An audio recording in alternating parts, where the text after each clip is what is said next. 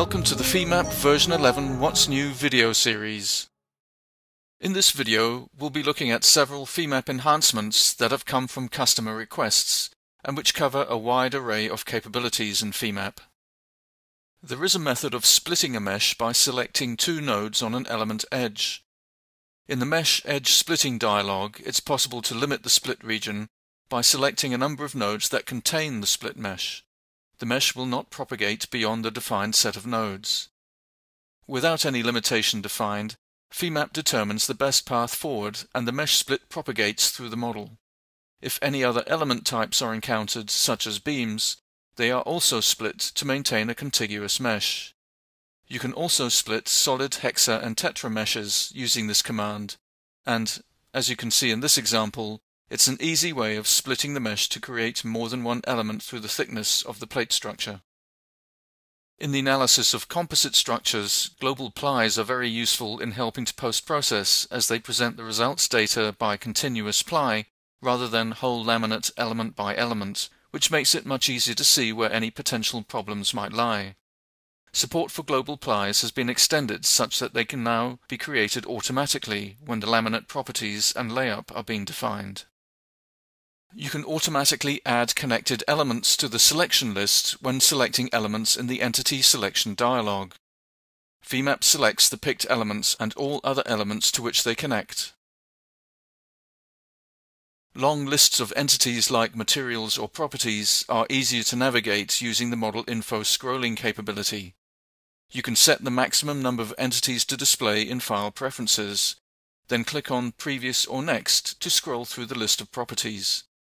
You can also use Ctrl and Shift with the middle mouse wheel to move to the next defined selection or visible selection, and Ctrl and Shift together to move right to the bottom or top of the list. Also in the Model Info tree, you can quickly set up load and constraint sets using the Copy and Move to Set commands, which can be accessed by right-clicking on the load definition.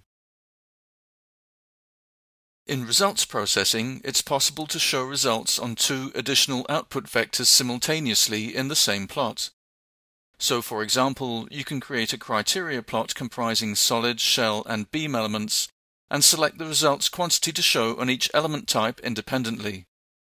You can also show results on different types of elements with the same topology, such as beams, bars, and rods at the same time. The Select Post-Processing Data dialog allows filtering and selection of output sets and vectors for many uses throughout the Femap user interface and helps data selection for listing, deletion, or output selection. Also, you can create envelopes by selecting multiple output sets using a context-sensitive menu directly within the Results section of the Model Info tree. Femap performs a database cleanup during a save to release any unused space and automatically compresses the database. This reduces the database size by freeing up previously used space, for example, after results output has been deleted. Note that these are only some of the new customer-driven enhancements in this release of Femap. For full details, please refer to the release documentation. To find out more, visit us at siemens.com/plm/Femap or call your local channel partner.